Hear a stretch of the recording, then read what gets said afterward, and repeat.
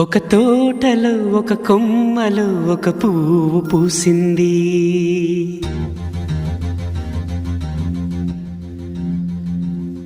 మహారాణిలా మహాలక్ష్మిలా ఆ పువ్వు నవ్వింది.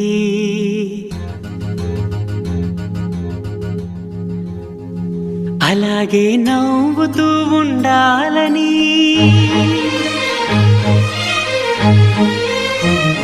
అలాగే నవ్వుతూ ఉండాలని నింగి నేల వాగు వంక చెట్టు చేమ గువగూడు ఆశీర్వదించాయి.